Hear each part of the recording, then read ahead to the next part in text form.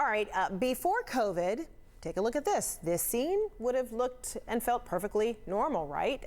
Folks going out, enjoying a baseball game on a nice Friday evening.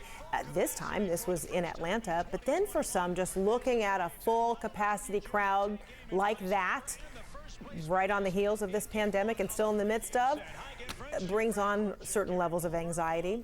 It actually has a word, re-entry anxiety, a couple words for it.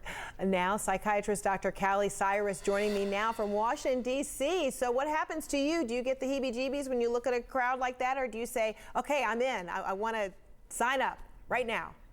I tend to be in the middle when it comes to risk and jumping into these kinds of things. So I'll say I get a little bit of the heebie-jeebies. Yeah, I mean, we've all, of course we've had to. We're wearing masks, we're washing our hands, we're doing all that stuff. We've become, if you weren't a germaphobe before this pandemic, you are definitely a germaphobe now. And if you were a germaphobe, it's kind of like 2.0. So how do we handle the anxiety that comes with now getting out there, getting comfortable with the idea of letting go of your mask on, on certain occasions, and just getting used to a whole new habit of doing things? Well, the first thing I want to do is I usually say is the anxiety is normal. So don't be alarmed. Remember that anxiety is our body's warning that we feel like there is a threat or that we are afraid. So what you want to do is slow your brain down, and you might be feeling your heart racing, your palms getting a little bit sweaty. Once you realize that this is happening to you, ask yourself, what am I afraid of? So I think that's the first thing to do is really slow yourself down. Say, what's the risk? What am I afraid of? What can I control? What can I control? And is it worth it? And so as you start to make decisions about going back in public and whether or not it's safe, just remember, we've been told that the safe place is in our home, wearing a mask all the time. And now everyone's just trying to get you to go back in public, and you don't need a mask if you've been vaccinated. It's okay if you're not ready to do that right away. Wow. And then we've been talking about, people are starting to try to make plans, and that involves traveling. But then, there are going to be stresses that come with that, whether you're renting an RV or whether you're saying, I'm going to go to the airport. So what do you say to people about how to navigate the idea of traveling, getting on a plane, getting in the car, going to visit friends and family post? Well, I guess we're still in the pandemic, so it's really not even post-pandemic, but post whatever it is that we're in right now.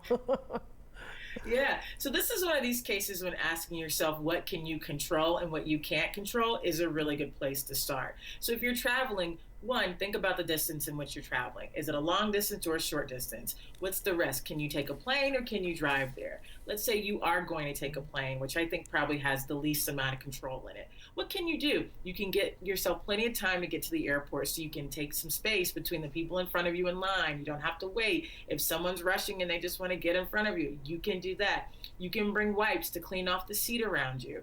And these kinds of controls that you can put in place so that you feel a little bit more comfortable. But then you have to be prepared for that part that you're not going to be able to control. And this is the tricky part, especially if you're prone to anxiety or maybe you're newly prone to anxiety. And in this case, you want to be prepared for what happens when maybe you freak out. Do you take deep breaths? Do you have something else that you can envision, being on that beach wherever you're going? But as long as you sort of think about what you can control and what you can't and try to prepare as much as you can. Okay. Look, I'm happily married, but this next question comes from a colleague who is single and wants to know about the whole dating scene out there. So, how do single people meet each other? Because the whole dating scene has changed a lot, so I hear, particularly over the last year. How do you help people navigate that?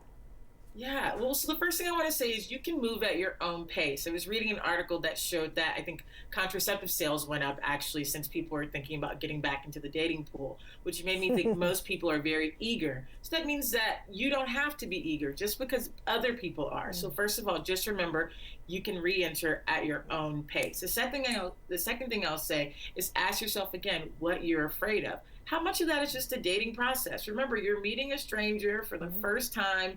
You probably don't want to think it's going to be your new husband. I think some people were happy with meeting the strangers online and getting to know each other that way. But now we're talking about actual person to person, seeing each other in each other's space. Yeah, which is, it's again, so go at your own pace. If you want to know if they're vaccinated, you're in your complete right mind to be able to ask that. So I also want to encourage people to advocate for yourself. This dating process might look different than it does before. I think we're entitled to know a little bit more about the people that we're going to be meeting in person just because of the risk. And it's okay. And if someone gives you pushback on that, maybe that's not the type of person that you want to be with. But again, I think it's going to be within limits, and ask yourself, what's the worst that can happen? And from there, you can set your questions of what kind of information you need to know. Maybe you can ask a friend if this sounds reasonable to ask somebody to know about them. But I think it's really going to be managing, that face to face, and what's the risk, especially if you're vaccinated and if they're vaccinated. And remembering the chance of getting COVID or severely getting COVID is less than a 1% chance right now if you've been vaccinated. So keep that in mind if you do have your fears about meeting up in public. Wow, so it's all so complicated. See, but that's why we called upon you, Dr. Callie Cyrus. We loved you so much last week, helping us to navigate how to deal with friends and family and the whole vaccine conversation, and now this as well. So this is our new world. It's very complicated, and so we consult smart ones like you. Thanks so much. Thanks for having me.